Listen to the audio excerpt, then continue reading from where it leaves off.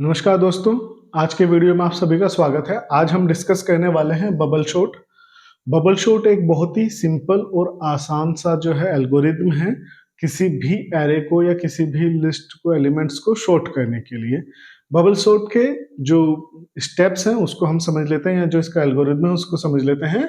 अगर हम कोई भी पहले एलिमेंट से स्टार्ट करें, मतलब फर्स्ट एलिमेंट से स्टार्ट करेंगे एरे के, और उसके नेक्स्ट एलिमेंट से हम कंपेयर करेंगे। जब हम दोनों नंबर्स को कंपेयर कर लेंगे, फर्स्ट एलिमेंट को सेकंड एलिमेंट्स को एरे के, उसके बाद में हम देखेंगे कि अगर जो करंट एलिमेंट है, जो हमारा पहला एलिमेंट है, वो अगर नेक्स्ट एलिमेंट से बड़ा है तो हम क्या करेंगे, उसको स्वैप करेंगे। अगर छोटा है तो हम एज इट इज रहने देंगे और अगले नंबर पे इंक्रीज करेंगे। अगेन इसको एक एग्जांपल के थ्रू समझ लेते हैं। बहुत ही आसान एल्गोरिथम होने वाला है बबल शॉट। तो एग्जांपल के तौर पे मान लीजिए मेरे पास में एक एरे है जिसके एलिमेंट्स हैं 5, 4, 1, 3, 2, 6।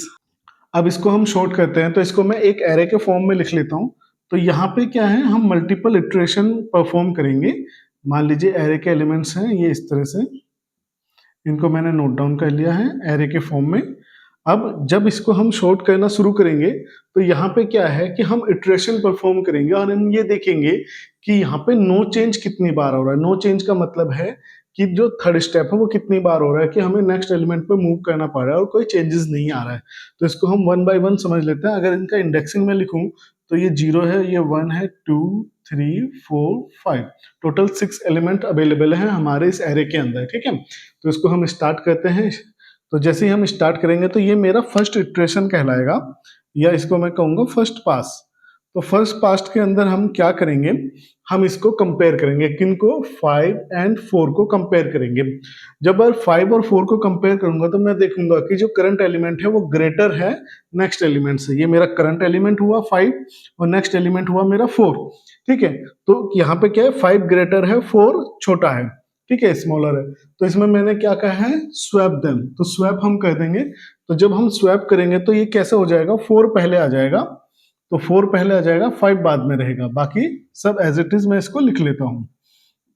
तो पहले बार में मेरा जो है 4 एंड 5 स्वैप हो चुका है। अब नेक्स्ट एलिमेंट मेरा क्या होगा, जो ये 5 है एंड 1 है, ये मेरा नेक्स्ट एलिमेंट होगा।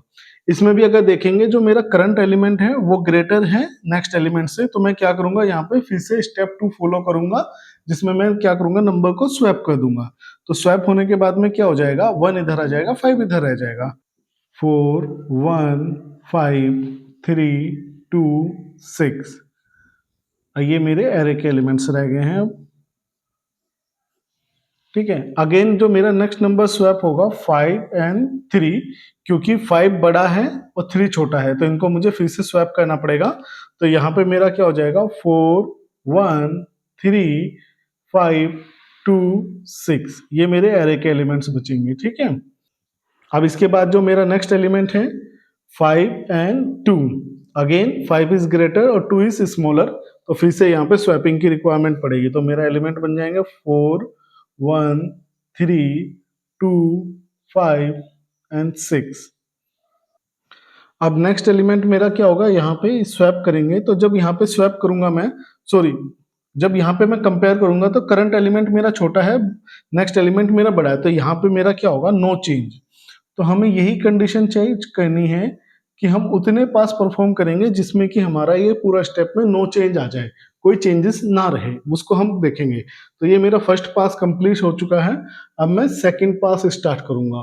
ठीक है, तो सेकंड पास में मेरे एलिमेंट्स में नोट डाउन कर लेता हूँ जो फर्स्ट पास के बाद में मुझे मिला है। That is 4, 1, 3, 2, 5 and 6। इसको मैंने नोट डाउन कर लिया है।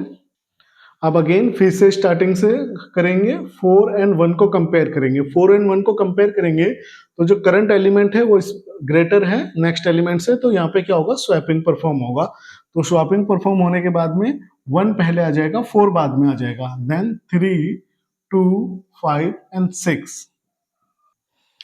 अब इसके बाद में अगेन 4 एंड 3 कंपेयर होंगे। 4 एंड 3 कंपेयर होंगे तो 4 ग्रेटर है 3 से, तो अगेन यहाँ पे स्वैपिंग परफॉर्म होगी। तो मेरे एलिमेंट्स बनेंगे 1, 3, 4, 2, 5 एंड 6। अब इसके बाद में 4 एंड 2 कंपेयर होंगे, 4 एंड 2 कंपेयर होंगे, 4 इज ग्रेटर देन 2, तो यहाँ पे क्या होगा, स्वैपिंग होगा।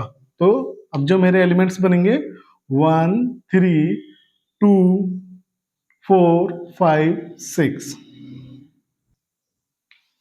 अब नेक्स्ट मेरा कंपेयर होगा 4 एंड 5। 4 एंड 5 को अगर हम देखेंगे यहाँ पे, तो यहाँ पे कोई चेंज नहीं है, क्योंकि जो करंट एलिमेंट है 4 वो मेरा है स्मॉलर है किससे, 5 से। तो स्टेप 3 होगा अगर करंट एलिमेंट लेस हो नेक्स्ट एलिमेंट से, तो यहाँ पे मेरा कोई चेंज नहीं होगा, तो इसको हम एज इट इज छोड़ देंगे। नेक्स्ट मेरा फिर कंपेयर होगा 5 एंड 6। 5 एंड 6 में भी अगर हम देखें तो 5 हमारा लेस है, 6 हमारा ग्रेटर है। अगेन यहाँ पे अगर हम देखें तो 5 हमारा जो है लेस है और 6 हमारा ग्रेटर है, तो यहाँ पे हम फिर से कोई स्वैपिंग नहीं होगी। तो मेरा सेकंड पास के बाद में जो एलिमेंट्स मिले हैं मेरे को 1 3 2 4 5 6, अब इसको मैं लिख लेता हूँ और मेरा थर्ड पास स्टार्ट होगा अब इसके बाद में। और ये मुझे तब तक कहता रहना है जब तक कि मेरा कोई भी एलिमेंट्स के अंदर चेंजेस ना रहे, पूरा का पूरा एलिमेंट्स एक पास में, पूरे कंप्लीट पास में कोई चेंजेस ना आए, तब तक मुझे ये परफॉर्म करना है। तो मेरे एलिमेंट्स हुए 1 3 2 4 5 6।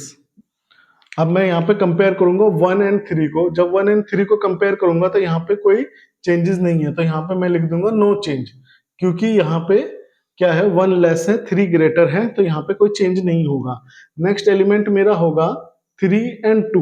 3 एंड 2 में कंपेयर करेंगे तो जो करंट एलिमेंट है 3 वो ग्रेटर है 2 से, तो यहाँ पे मेरे को स्वैपिंग परफॉर्म करनी पड़ेगी एल्गोरिथम के सेकंड रूल के हिसाब से। तो यहाँ पे मैं स्वैपिंग परफॉर्म करूंगा। जब स्वैपिंग परफॉर्म करूंगा तो ये एलिमेंट्स बन जाएंगे कुछ इस तरह से। तो अब मेरा कंपेयर होगा 3 एंड 4। 3 एंड 4 पे कंपेयर करेंगे तो दोनों में कोई चेंज नहीं हो रहा है, क्योंकि 3 हमारा लेस है और 4 हमारा ग्रेटर है। अगेन देन 4 एंड 5 कंपेयर होगा। 4 एंड 5 जब कंपेयर होंगे तो यहाँ पे भी अगेन कोई जो है चेंज नहीं करेंगे, कोई स्वैपिंग नहीं करेंगे, क्योंकि लेस है 4 हमारा 5 से। देन नेक्स्ट एलिमेंट है 5 6, करंट एलिमेंट 5 है, नेक्स्ट एलिमेंट 6 है। देन यहाँ पे भी हमारा कोई एक्सचेंज नहीं होगा, कोई स्वैपिंग नहीं होगा। तो थर्ड पास के पास में जो मुझे वैल्यू मिली है एरे का, वो मिला है 1 2 3 4 5 6। मुझे मालूम है ये कि ये सॉर्टेड डेटा है, बट इसको फिर से मैं एक और परफॉर्म करूंगा फोर्थ पास। फोर्थ पास में क्या होगा, जो मेरे को एलिमेंट्स मिले हैं मैं उनको फिर से परफॉर्म करूंगा। किसके लिए, अगेन कंपेयर करूंगा बबल शॉट के एल्गोरिथम को फॉलो करते हुए। तो मेरा पहला जो कंपैरिजन होगा, करंट एलिमेंट हमारा होगा 1, नेक्स्ट एलिमेंट होगा 2, दोनों में कंपेयर करेंगे कोई स्वैपिंग नहीं होगी। देन 2 एंड 3 को कंपेयर करेंगे, अगेन कोई स्वैपिंग नहीं होगी। 3 एंड 4 को कंपेयर करेंगे, कोई स्वैपिंग नहीं होगी। 4 एंड 5 को कंपेयर करेंगे, यहाँ पे भी कोई स्वैपिंग नहीं होगी। एंड देन 5 एंड 6 को कंपेयर करेंगे तो यहाँ पे भी कोई स्वैपिंग नहीं होगी। दैट मीन्स कि ये जो फोर्थ पास के पास में जब मेरा पूरा कंप्लीट एक इटरेशन में कोई भी चेंज ना हो, दैट मीन्स कि ये मेरे को फाइनल मिला है क्या, सॉर्टेड एरे। तो ये मेरा हो गया सॉर्टेड एरे। अब बात करते हैं हमारा टाइम कॉम्प्लेक्सिटी की। टाइम कॉम्प्लेक्सिटी इसमें क्या होगा, अगर हम इसको एग्जाम्पल को देखें, इस एग्जाम्पल से हमें समझ में आ जाएगा। मेरे पास में 0 से लेके 5 तक टोटल 6 एलिमेंट थे, और मेरा रिजल्ट कब निकल के आया, फोर्थ इटरेशन में निकल के आया है। और एक इटरेशन में कितना टाइम कॉम्प्लेक्सिटी आ रहा है, अगर हम यहाँ पे चेक करें तो पूरे एक इटरेशन में पहला एलिमेंट जो कि करंट एलिमेंट है वो नेक्स्ट एलिमेंट से कंपेयर हो रहा है। दैट मीन्स कि यहाँ पे 2 एलिमेंट्स कंपेयर हो रहा है, देन नेक्स्ट, और ये टोटल 6 टाइम हमारा परफॉर्म होगा, क्योंकि 6 एलिमेंट्स होंगे हमारे, ठीक है। तो दैट मीन्स कि हमारा n टाइम्स तो हमारा यहाँ पे एक ही बार में हो जाएगा, ठीक है। n टाइम तो हमारा एक इटरेशन में ही परफॉर्म हो जाएगा। तो इसको हम कैसे डिनोट करते हैं, बिग ऑफ n हम इसको कहेंगे। तो एक बार में ही मेरा बिग ऑफ n हो गया। और टोटल कितनी बार हो रहे हैं, तो यहाँ पे अगर हम देखें तो इसमें अगर जो मुझे डेटा मिला था, यहाँ पे हम देखें तो 1 जो है लेस होता है 3 से, 2 लेस होता है 6 से। दैट मीन्स कि ये वर्स्ट केस तो नहीं है, ये एवरेज केस हम कह सकते हैं, ठीक है। तो एवरेज केस और वर्स्ट केस दोनों ही मामले में हमारा जो मैक्सिमम जाएगा, 6 एलिमेंट थे और फोर्थ इटरेशन में जाके सोल्व हुआ है। दैट मीन्स कि n इंटू n टाइम में हमारा सोल्व हुआ है। तो इसको मैं क्या कहूंगा, बिग ऑफ n स्क्वायर इसका टाइम कॉम्प्लेक्सिटी होगा। 6 एलिमेंट थे, फोर्थ में जाके सोल्व हुआ है। अगर ये दोनों भी हमारे अगर अलग आ जाते थे तो ये मैक्सिमम पहुंच सकता था n स्क्वायर तक। चूंकि हमें मालूम नहीं होगा कि वो एवरेज केस है या वर्स्ट केस है, उसके लिए हमें बहुत नॉलेज होनी पड़ेगी। तो अगर हम एज अ बेसिक हम बात करें तो हमारा जो टाइम कॉम्प्लेक्सिटी आएगा बिग ऑफ n स्क्वायर आएगा। अब बात करते हैं कि बेस्ट केस में क्या आएगा। बेस्ट केस क्या होगा हमारा? बेस्ट केस वो होगा अगर डेटा ऑलरेडी सॉर्टेड है। इस एग्जांपल में हम समझते हैं फोर्थ, ठीक है। थर्ड इटरेशन के बाद में मेरा डेटा शॉर्ट हो गया था, ये मैं आंखों से देख के बता पा रहा हूं क्योंकि मेरे सामने एरे अवेलेबल है, बट एल्गोरिथम को या प्रोग्राम को तो नहीं मालूम। तो इस अगर यहाँ पे देखें तो फोर्थ इटरेशन में डेटा ऑलरेडी सॉर्टेड था, बट फिर भी हमारा कितने टाइम्स रन हुआ है। तो यहां पर अगर हम देखें तो अगेन 6 टाइम्स हमारा ये चलेगा, दो नंबर कंपेयर होते रहेंगे। तो ये अगर बेस्ट केस की बात है तो बिग ऑफ एन हमारा टाइम कॉम्प्लेक्सिटी आएगा। तो आई होप आप लोगों को ये समझ में आ गया होगा।